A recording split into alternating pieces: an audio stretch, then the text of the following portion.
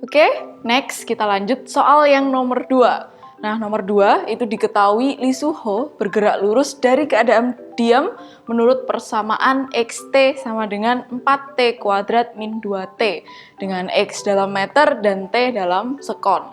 Nah, soal poin pertama yang A, tentukan jarak yang ditempuh Suho setelah bergerak selama 5 detik.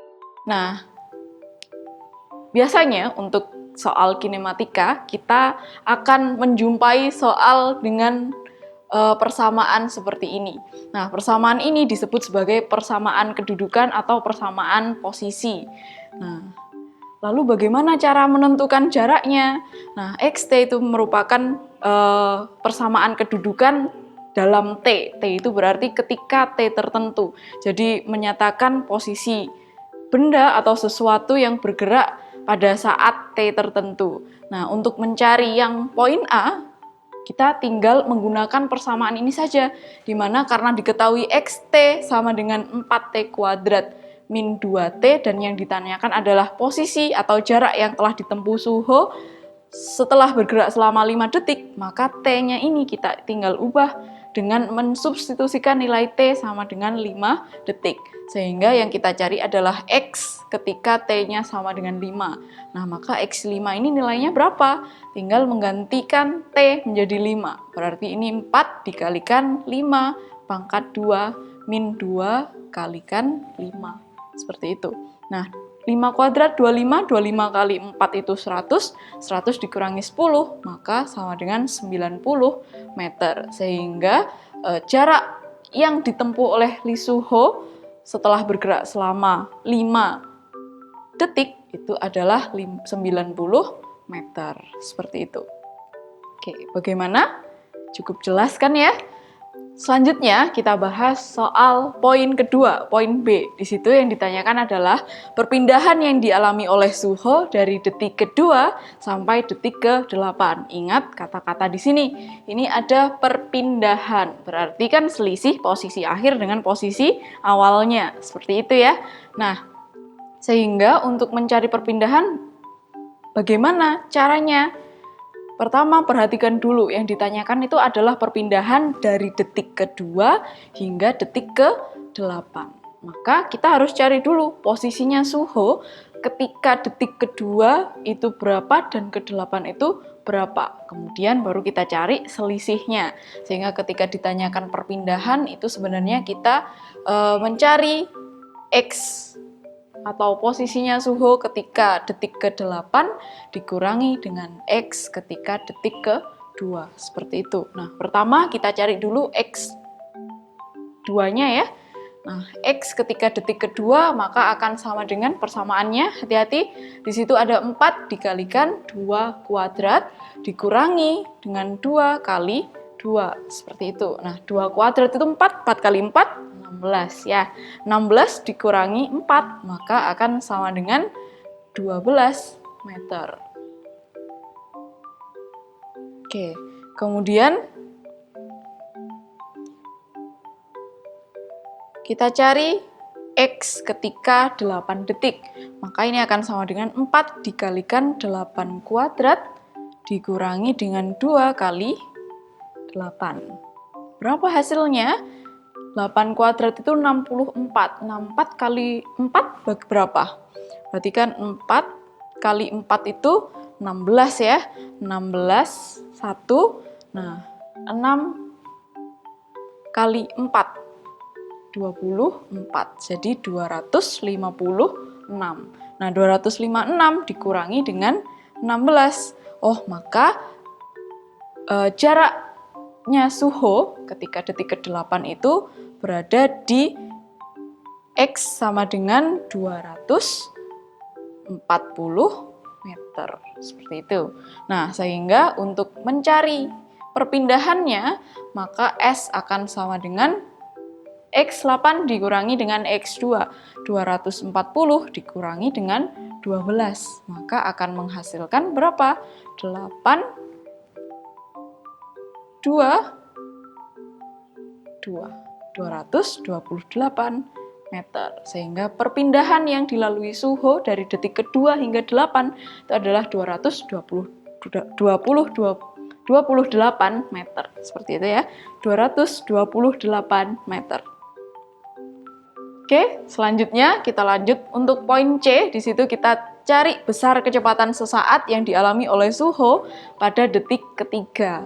Nah, untuk soal seperti ini kita harus paham dulu bahwa sebenarnya ada hubungan antara persamaan kedudukan atau posisi dengan persamaan kecepatan dan juga percepatan.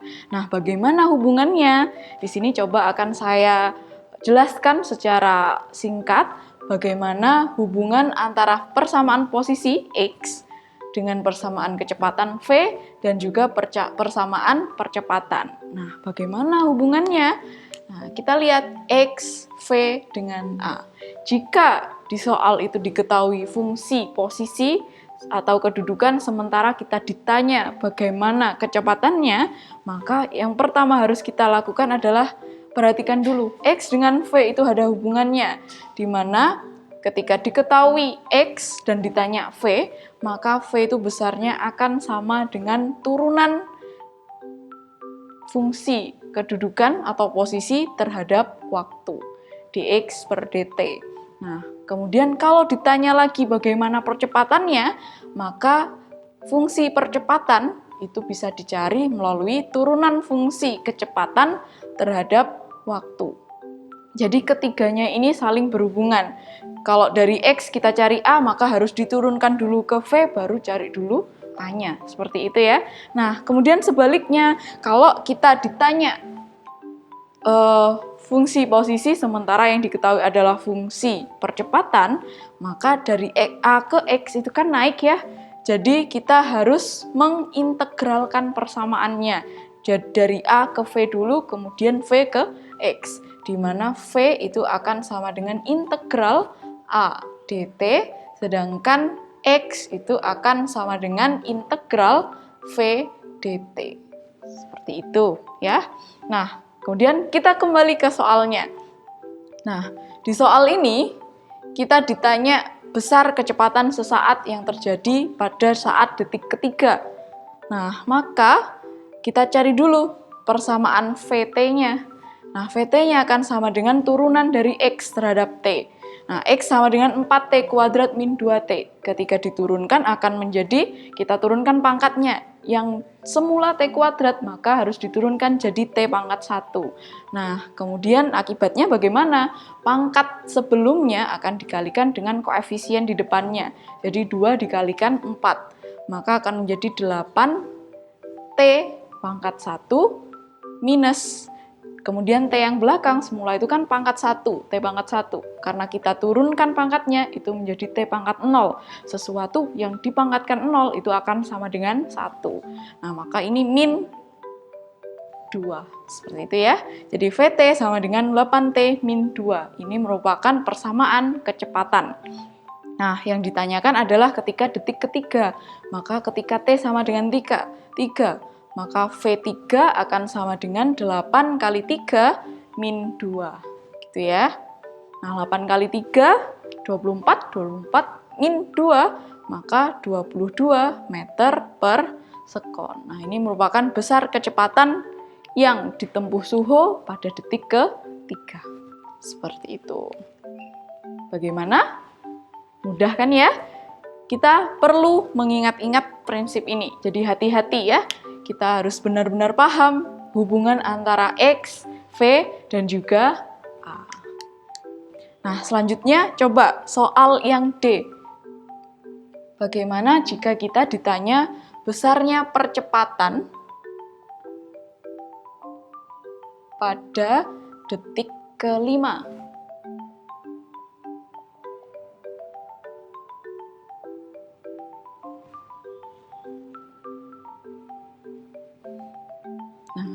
Jika ditanya percepatan, kita harus cari dulu bagaimana fungsi percepatannya. AT itu akan sama dengan turunan dari V terhadap T, dV per dt.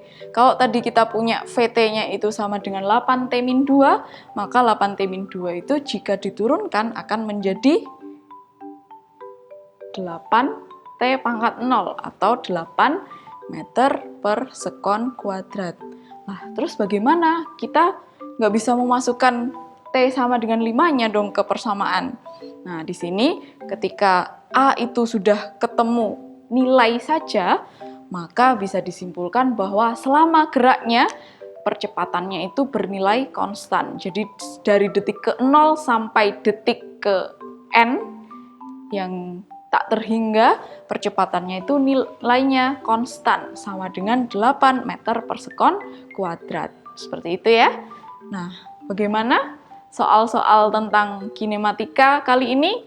Semoga membantu kalian semua dalam memahami konsep kinematika ya. Nah, selanjutnya kita akan ketemu lagi di video pembahasan materi gerak lurus. Oke, jangan lupa subscribe ya, komen, dan juga share. Oke, see you!